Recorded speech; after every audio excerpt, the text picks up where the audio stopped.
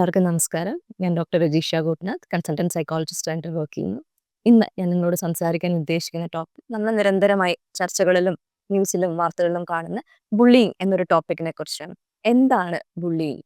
ബുള്ളിയിങ്ങിന്റെ definition ഒരു വ്യക്തി മറ്റൊരു വ്യക്തിയിൽ നിരന്തരമായി ചെലുത്തുന്ന ഭീഷണി, ഭയപ്പെടുത്തൽ, ഉപദ്രവങ്ങൾ, ശാരീരികവും മാനസികവുമായ പീഡനങ്ങൾ, ഇതിനെയാണ് നമ്മൾ ബുള്ളിയിങ് എന്ന് പറയുന്നത്.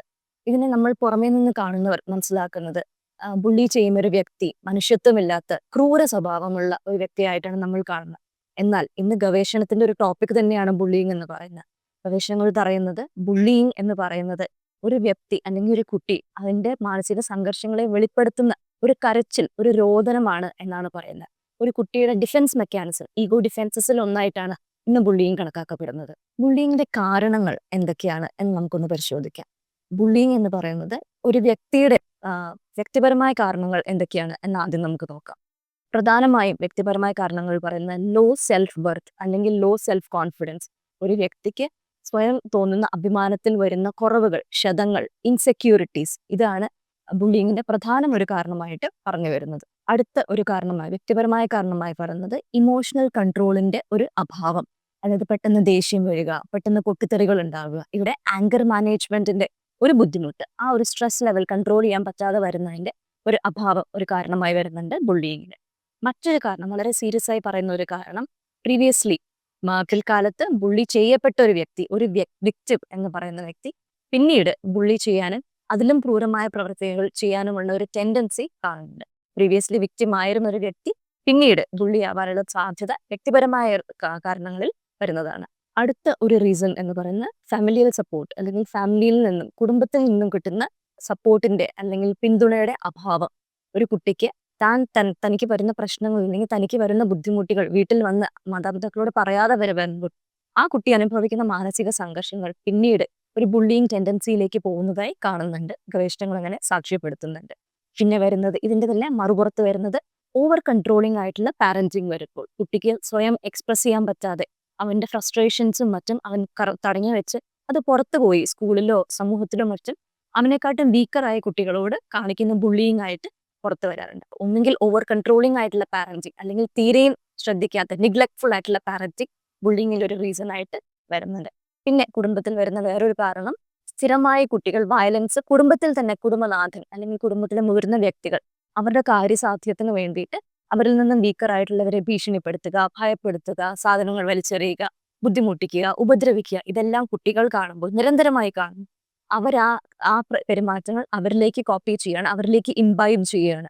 ഇത് ചെയ്ത് കുട്ടികളും അത് ചെയ്യാനും അത് റിപ്പീറ്റ് ചെയ്യാനുള്ള ടെൻഡൻസി അവരെക്കാട്ടും വീക്കറായിട്ടുള്ള കുട്ടികളോടോ അവരെക്കാട്ടും വീക്കറായിട്ടുള്ള ആൾക്കാരോടോ ചെയ്യാനുള്ള ഒരു ടെൻഡൻസി ബുള്ളിയിങ്ങിൽ വരുന്നുണ്ട്. പിന്നീട് സാമൂഹികമായ സോഷ്യൽ റീസൺസിൽ വരുന്ന ഒന്നാണ്, ചില കുട്ടികൾ സ്കൂളുകളിൽ ചേരുമ്പോൾ അവിടുത്തെ ചില ഗ്യാങ്ങുകളിൽ ചേരണമെങ്കിൽ, കൂട്ടുകെട്ടുകളിൽ ചേരണമെങ്കിൽ അവർക്ക് ചില പ്രത്യേക സ്വഭാവങ്ങൾ കാണിച്ചാൽ, ചിലപ്പോൾ ചില കള്ളത്തരങ്ങൾ അല്ലെങ്കിൽ ചില ക്രൂരമായ പെരുമാറ്റങ്ങൾ, അല്ലെങ്കിൽ ചെറിയ കുട്ടികളെ ഒന്ന് റാഗിങ് ചെയ്യുക, ഇങ്ങനെയുള്ള കാര്യങ്ങൾ ചെയ്താലായിരിക്കും ഈ കുട്ടികൾക്ക് ആ ഗ്യാങ്ങിൽ അഡ്മിഷൻ കിട്ടുക.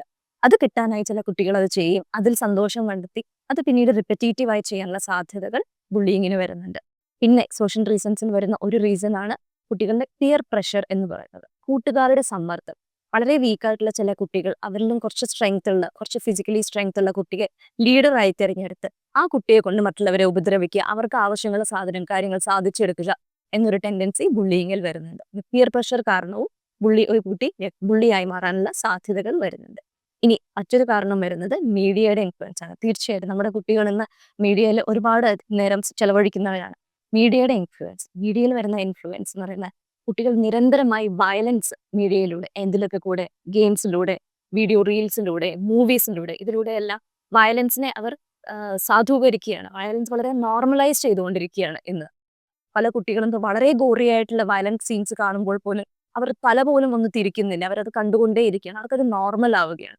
ഇങ്ങനെ നോർമലൈസ് ചെയ്യുന്ന കുട്ടികൾ അത് അവരുടെ ജീവിതത്തിലും പേഴ്സണാലിറ്റിയിലും ഇംബൈബ് ചെയ്യാനുള്ള ടെൻഡൻസി വരികയും അവർ പിൽക്കാലത്ത് അവരെക്കാട്ടും വീക്കർ ആയിട്ടുള്ളവരെ ബുള്ളി ചെയ്യാനും ക്രൂരമായ സ്വഭാവം കാണിക്കാനുള്ള ഒരു ടെൻഡൻസി കാണിക്കുന്നുണ്ട്. ഇതെല്ലാം ഞാൻ പറഞ്ഞത് ബുള്ളിങ്ങിന്റെ കാരണങ്ങളാണ് പറഞ്ഞത്, വ്യക്തിപരവും സാമൂഹികപരവും ഒക്കെ ആയിട്ടുള്ള കാരണങ്ങളാണ് പറഞ്ഞത്. ഇനി ഞാൻ പറയുന്നത് ഇതിന്റെ ഫ്യൂച്ചർ എന്താണ്, ഇതിന്റെ പ്രോഗ്നോസിസ് എന്താണ്, ബുള്ളി ചെയ്യുന്ന ഒരു വ്യക്തി പിൽക്കാലത്ത് എന്തായി മാറാം.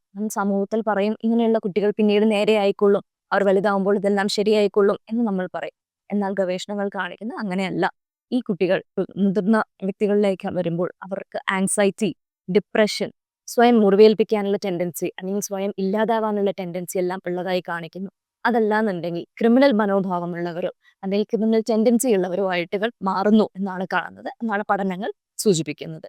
ഇനി കാരണങ്ങൾ പറഞ്ഞു, ഇതിന്റെ ഫ്യൂച്ചർ എന്താണെന്ന് പറഞ്ഞു. അപ്പൊ നമുക്ക് തീർച്ചയായിട്ടും ഈ ഒരു ചക്രവ്യൂഹത്തിനെ ഖണ്ഡിക്കുക തന്നെ ചെയ്യണം. ഇത് ചെയ്യാനായിട്ടുള്ള ഇന്റർവെൻഷൻ മെത്തേഡ്സ് എന്തൊക്കെയാണ് എന്നാണ് ഞാൻ പറയുന്നത്. ഇതിൽ തീർച്ചയായിട്ടും ഫാമിലിക്കുള്ള റോള് വലുതാണ്. ഫാമിലിയിൽ ചെയ്യേണ്ടത് ഒന്ന്, ഇങ്ങനൊരു ബുള്ളിങ് ഒരു ഇൻസിഡന്റ് വരുമ്പോഴത്തേക്കും നമ്മളതിനെ മറച്ചു പിടിക്കുക എന്നല്ല ചെയ്യേണ്ടത്. അതിനെ അഡ്രസ്സ് ചെയ്യുക. കുട്ടികളെ ശാസിച്ചും വഴക്ക് പറഞ്ഞ് മാറ്റി നിർത്തുകയല്ല വേണ്ടത്. അവരെ മനസ്സിലാക്കി ഈ ബുള്ളി ചെയ്ത കാരണം എന്താണെന്ന് മനസ്സിലാക്കി അത് അഡ്രസ്സ് ചെയ്ത് വേണമെങ്കിൽ ഒരു പ്രൊഫഷണൽ സപ്പോർട്ട് തേടി നമ്മളിത് അഡ്രസ്സ് ചെയ്യുക എന്നതാണ്. ഈ കുട്ടികളെ മറച്ചു പിടിക്കുക എന്നല്ല പാരൻസ് ചെയ്യേണ്ടത്. അടുത്ത ലെവൽ ഓഫ് ഇന്റർവെൻഷൻ സ്കൂളുകളിലാണ് വരുന്നത്. സ്കൂളുകളിലെ ടീച്ചേഴ്സും മാനേജ്മെന്റും. സ്കൂളിലെ ടീച്ചേഴ്സിന് ചെയ്യാവുന്ന ഒരു പരിധി വരുന്നത് മാനേജ്മെന്റിന്റെ കൂടി സപ്പോർട്ട് കിട്ടിയാൽ.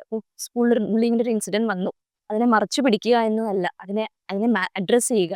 പല സ്കൂളുകളും സ്കൂൾ കൗൺസിലേഴ്സിന്റെ ഫെസിലിറ്റീസ് അവൈലബിൾ ആണ്. സ്കൂൾ കൗൺസിലറും ടീച്ചേഴ്സും മാനേജ്മെന്റും കൂടി ചേർന്നിരുന്ന് ഈ കുട്ടികളെ ചേർത്ത് പിടിച്ച് അവരുടെ എന്താണ് പ്രശ്നങ്ങളെന്ന് മനസ്സിലാക്കി ഈ ഓരോ ഇൻസിഡന്റിനെ അഡ്രസ്സ് ചെയ്യുക എന്നതാണ് ഇതിലെ മെയിൻ ഒരു ഇന്റർവെൻഷൻ പറയുന്നത്. പിന്നെ ഇതിലൊന്നും നിൽക്കുന്നില്ല എന്നുണ്ടെങ്കിൽ തീർച്ചയായിട്ടും പ്രൊഫഷണൽ ആയിട്ടുള്ള സപ്പോർട്ട് നമുക്ക് തേടാവുന്നതാണ്. പ്രൊഫഷണൽ ആയിട്ട് കൗൺസിലറിന്റെ ഒരു സൈക്കോളജിസ്റ്റിന്റെ സപ്പോർട്ട് തേടി നമുക്ക് ഈ കുഞ്ഞുങ്ങളെ ചേർത്ത് പിടിച്ച് നമുക്ക് മുന്നോട്ട് പോകാൻ പറ്റും. ബുള്ളിങ്ങിന്റെ കാരണങ്ങളും ഇതിന്റെ ഇന്റർവെൻഷൻ മെത്തേഡ്സും എല്ലാം തന്നെ പറഞ്ഞു. ഈ വീഡിയോ കാണുന്ന എല്ലാവരും തന്നെ ഇത് കണ്ടു കഴിഞ്ഞ് ഇനി ഇങ്ങനൊരു ഇൻസിഡന്റ് കേൾക്കുകയോ വായിക്കുകയോ ചർച്ചകളിൽ വരികയോ ചെയ്യുമ്പോൾ ബുള്ളി ചെയ്ത വിക്ടിമിനെ കുറിച്ച് മാത്രമല്ല, ബുള്ളി ചെയ്യുന്ന വ്യക്തിയെ കുറിച്ച് കൊണ്ടൊന്ന് മനസ്സിലാക്കാൻ ശ്രമിക്കുക. നമ്മുടെ ചുറ്റുമുള്ള സിറ്റുവേഷൻസിലാണ് ഇങ്ങനൊരു ബുള്ളിങ് ഉണ്ടായിട്ടുണ്ടെങ്കിൽ തക്കതായ സപ്പോർട്ട്, പ്രൊഫഷണൽ ആവട്ടെ, ഫാമിലിയൽ ആവട്ടെ, സോഷ്യൽ ആവട്ടെ, സപ്പോർട്ട് ആ കുട്ടിക്ക് നൽകാവുന്ന തരത്തിൽ നമ്മുടെ പെരുമാറ്റം മുന്നോട്ട് വരിക. ഈ ചക്രവ്യൂഹത്തെ, ഈ ഒരു വിഷ്യസ് സൈക്കിളിനെ തീർച്ചയായിട്ടും നമുക്ക് ഒരുമിച്ച് മുന്നോട്ട് പോയി ഖണ്ഡിക്കുക തന്നെ ചെയ്യാൻ കഴിയും.